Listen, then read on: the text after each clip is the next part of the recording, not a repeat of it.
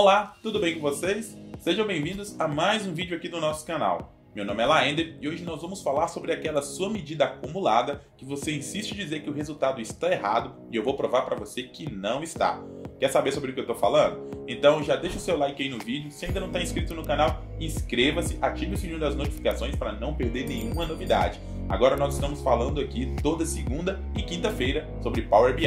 Então, vamos lá, logo depois da vinheta.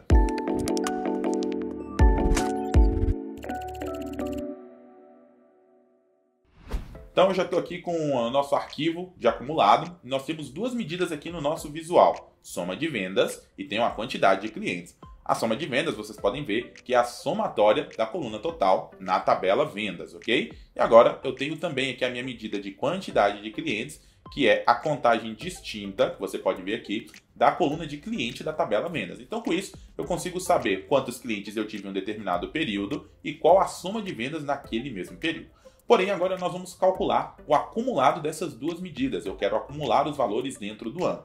Nós vamos utilizar aqui uma função chamada Total Year to Date. Mas é importante que você saiba que esta função ela é apenas uma junção das funções Calculate e Date Year to Date. Essas duas funções elas vão mudar no meu contexto para o período que eu quero analisar. Então, no caso, como eu quero fazer um acumulado anual, ele vai acumular de janeiro até o período que eu estiver. Vamos lá ver como é que fica? Então, vou clicar aqui com o botão direito na minha tabela de medidas, nova medida. Vamos começar calculando o acumulado da função soma vendas. Então, vou criar a medida soma vendas year to date e nós vamos usar a função total year to date. Esta função, ela me pede dois argumentos, a expressão, que é o cálculo que eu quero, e as datas. Eu vou colocar aqui então, soma vendas, que é o que eu quero acumular, ponto e vírgula, e a nossa coluna de data da tabela calendário. Então vou colocar aqui calendário data, fechar parênteses e dar Enter.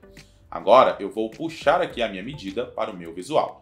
Perceba que aqui nós temos a somatória, olha, 46.760, está aqui também. Depois eu tenho 40, e aí ele soma os dois valores, vai para 87, mais 44, 132, até nós chegarmos em dezembro com o nosso total acumulado de 553, que é exatamente o valor que nós podemos ver aqui. Então funcionou corretamente a nossa medida. Agora vamos fazer para a nossa função quantidade de clientes? Vamos lá, botão direito em medidas, nova medida. E eu vou colocar aqui quantidade de clientes year to date. E vou usar a mesma função, total year to date, abrir parênteses e colocar a nossa expressão, que é a quantidade de clientes, ponto e vírgula, e mais uma vez a nossa tabela calendário na coluna data. Fecho parênteses, vou dar um Enter. Agora eu vou colocar no nosso visual esta medida. Vamos analisar? Perceba que o valor de janeiro bateu 2.539. Porém, a somatória com 2.382 não é exatamente o valor que nós estamos vendo aqui. O que será que está acontecendo? Será que tem alguma coisa errada? E aí é justamente o que nós temos que entender. Entenda que quando nós utilizamos a função calculate ou alguma função que modifique o contexto, ela não modifica a essência, que é o cálculo, que é a expressão. A essência será a mesma. O nosso cálculo não modificará. O que muda é o contexto onde essa medida está sendo calculada. Inclusive, eu já gravei 2 vídeos aqui no canal onde eu falo sobre contexto. Eu vou deixar no card aqui para você dar uma olhadinha nesses vídeos, porque este assunto é muito importante no Power BI. Então vamos entender melhor. Quando nós calculamos a soma de vendas, tudo que nós fazemos é somar todos os valores no período de vendas, ok? Lá na tabela vendas.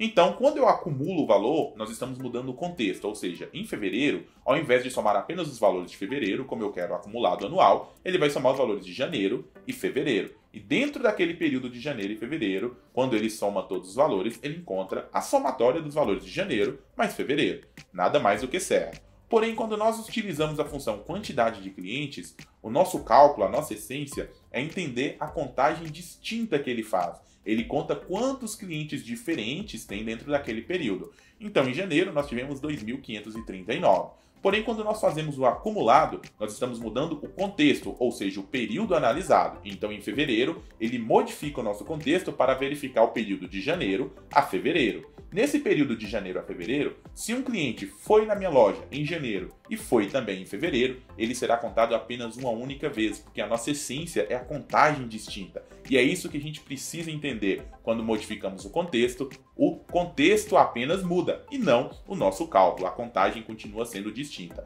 Então você pode verificar que aqui no final, a minha contagem de 5.165 é exatamente a quantidade de clientes diferentes que passou por a minha loja durante todo o período. Entenderam exatamente o que eu quero dizer quando vocês têm que falar e entender sobre contexto? Isso é muito importante dentro do Power BI.